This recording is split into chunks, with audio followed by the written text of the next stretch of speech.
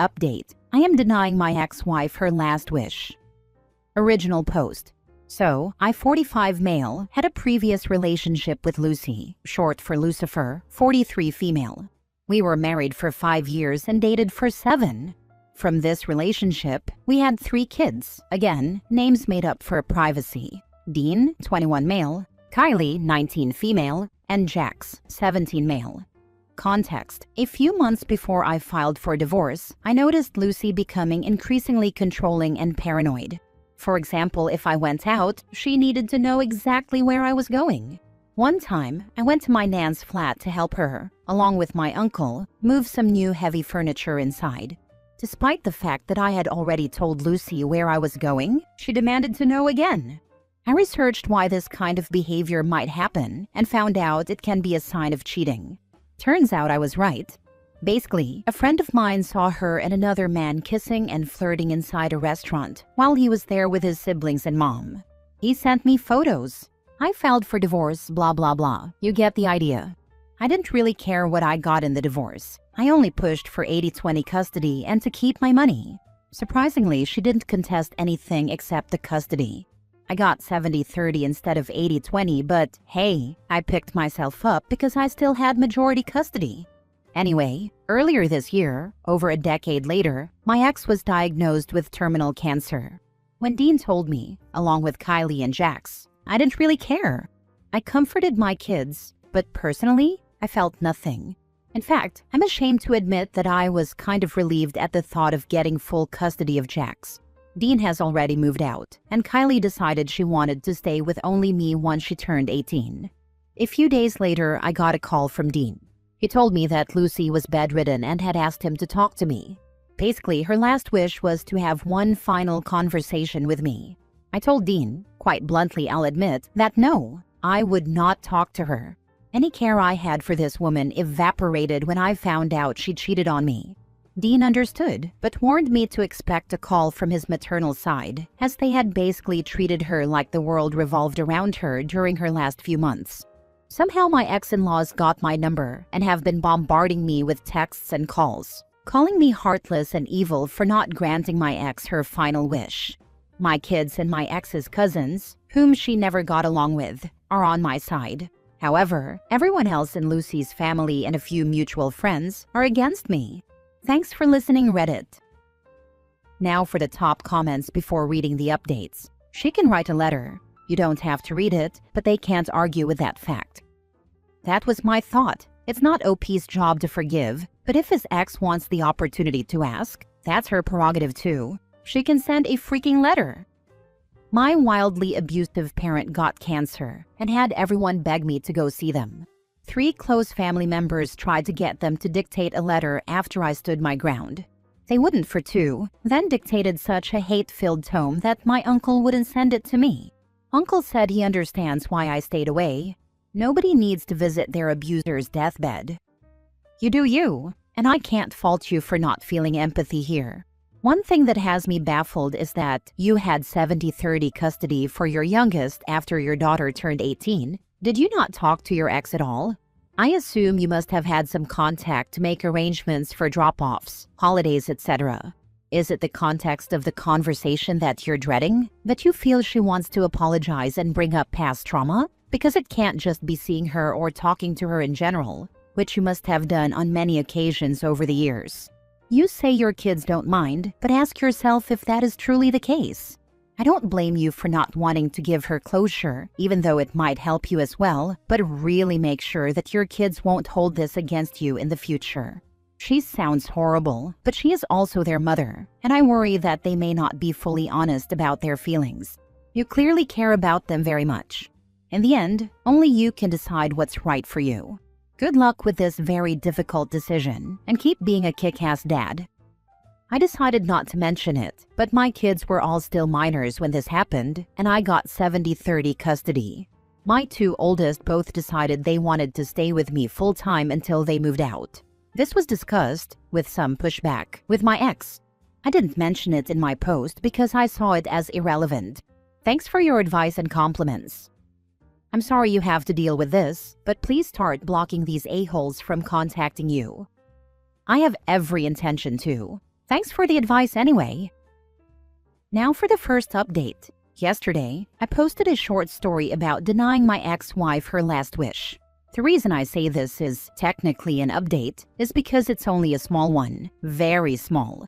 It's mostly just a collective response to some general comments. Firstly, thank you for all the advice, love, hate, and laughs about Lucy's chosen name. Secondly, to all those saying, she's getting her karma with cancer, please stop. I might not like her, but I wouldn't wish cancer, let alone terminal cancer, on anyone. Not even the woman who made my life miserable for a long few months. It's kind of messed up to say that sort of thing. I also want to address my resentment toward my ex. To be clear, I do not hate her. Why? That would require me to spend energy thinking about her, and I personally think that energy would be wasted. I rarely have to think about her anyway, and even more rarely now that 2 of my kids don't live with her part-time anymore. To the very few people hurling insults at me, take a hike. If you're going to give your opinion, do it respectfully. And now the tiny update. Many of you advised me not to speak to Lucy in person, and instead write her a letter or make her a video. I have spoken to all of my kids collectively and asked for their opinions. I also told them that what was previously suggested above would be the only way I would consider granting her this wish. My kids all decided that, while they would like me to speak to her, they totally understand if I don't want to. I told them that I am seriously considering writing a letter or making a video for the nth time in that conversation, but that I need more time to decide if that's what I want to do. So I turned to internet strangers once again. Advice would be greatly appreciated. Edit. When I said video, I meant a video call. Sorry for the confusion. I don't see the point of a letter or video from you. She's the one who supposedly has something to say or get off her chest. If you feel the need to say a final goodbye, then sure, write a letter. But this whole situation exists because she wants to talk to you, so that doesn't really solve much from that perspective. If you're okay with it, tell them she can send you a letter or video, and you will promise to read or watch it, and may or may not respond. Yeah, this. I'm actually starting to wonder about OP's real motives here, since this seems like a needless level of drama. The only 2 adult responses are, A, give her what she's asking for, and do it in a magnanimous way because she's dying, or B, just say no, and let that be the end of it. All this engagement and back and forth is pretty childish. I'll just repeat my advice. If my kids wanted me to speak to her, I would go speak with her. This is going to be devastating for them, and anything I could do to make it better, I would. I understand why you don't want to, and I even agree, but you wouldn't be going for her. You'd be going for them. My parents divorced due to my mom cheating and generally being pretty terrible. My mom died a few years after that, and despite everything, my dad was very involved in the funeral arrangements and did anything he could to make it easier on my brother and me. Looking back as an adult now, that couldn't have been easy on him, but I'm really glad he did that. Having to deal with additional drama at that time regarding their divorce or harboring resentment would have made things 100 times worse. My dad putting everything aside to be there for his kids, even at an emotional and financial cost to himself, was one of the strongest things a person could do, and I'm eternally grateful for that. Second update. Hi, it's been a while. Some time ago, I uploaded a post about my ex-wife Lucy, as well as a small update that I didn't really consider a proper response. I'm making this post to update you all and answer a few questions. I'll start with the 2 main questions. The first was, did I talk to her? I ultimately chose not to. At first, a few months ago, I decided I would speak to her in person for the sake of my kids. However, upon arriving at the hospital, I began hyperventilating and nearly passed out. After that, I went back on my decision and chose not to go through with it. I did not think risking my own life just to speak to someone I had not seen in a very long time was worth it. The second question was similar. Did I make her a video, call her, or write her a letter? I did consider this as well. However, after deciding that I might, something happened that made it impossible. Let me catch you up first. Shortly after my post, some of Lucy's relatives who had been attacking me began publicly attacking me on social media. I was targeted by even more people, most of whom I did not know. The posts were eventually taken down when my 3 kids sat down with their mother's relatives and told them, in no uncertain terms, that they would cut contact if this behavior continued. That seemed to stop it. I am incredibly grateful and feel blessed that my kids did this for me. They didn't have to, but they did. Shortly after that, we received news that Lucy might actually survive. Basically, what had been killing her had become benign, and the doctors were working on treatment. Unfortunately, this was short-lived. Just last week, Lucy passed away in her sleep. My children and her family are incredibly upset. I've comforted my kids and done my best to support them throughout this entire process. My kids have decided to begin planning her funeral. I have decided to attend at the request of my eldest Dean and at the request of a mutual friend of Lucy's and mine, whom I'll call John, 42 male. He supported me throughout the divorce process despite remaining friends with Lucy, and I feel that I owe it to him. John has told me that he will sit with me and make sure none of Lucy's family caused trouble. My youngest and my middle child, Jax and Kylie, have agreed to do something similar by speaking to their relatives and distracting them if necessary. It's not fully planned yet, and I will update you again in maybe a month after the funeral takes place. Thank you for your continued support and kind words throughout this entire period since my first post. Thank you, Reddit, as a whole. At this point, just be there for your kids and maybe talk to a professional to settle your feelings once and for all. I can't imagine how I would feel if I lost my mom, so focus on your kids now. Now that the threat is gone, please channel that energy into supporting your children. They really shouldn't be tasked with running interference at their own mother's funeral, regardless of the circumstances. What her family thinks or says does not matter at all in the grand scheme of things. Their opinions have no bearing on your life now that you have no connection to them. Your kids are going to need you to step up to help them through the grieving process, and a great way to do that is to ensure they can focus on themselves and not petty conflicts. Your kids love you and are wonderful children. Thank you for the update. Nothing but good vibes to you and healing for your children. I think you should talk to Jax, Kylie, and John about what they want for the funeral. A funeral should really be about remembering and mourning the loss of a loved one, not running interference between estranged family members who might get hostile. Dean requested you be there, and your wanting to support him is wonderful, but not at the expense of your other children being able to focus on themselves and their mourning on that day. Have a real heart-to-heart with them, and do what seems best for all of them based on their wishes. They are so young to have lost a parent, and I'm glad they have you to support them during this time. Now for the last update.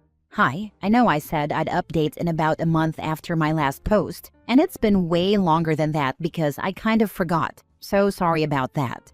Most of you internet strangers have been very supportive, and I feel like I owe you an update. Life's been pretty good. The funeral went fine, no drama. I've also started therapy. I never thought I'd start anything close to therapy, but I realized there was a lot of built-up resentment toward my ex that I didn't think was there. My kids are doing well. Dean has just started seeing this girl whom I and the rest of my family absolutely love. Kylie goes off to university in a month. My little girl is growing up. And Jax finishes school at the end of the summer for good. Why is everyone growing up so damn fast? John, if you remember him from my previous posts, is doing really well too. He just got remarried after the death of his long-term girlfriend a year ago, following her nearly 4-year battle with lung cancer. So overall, everything's pretty good.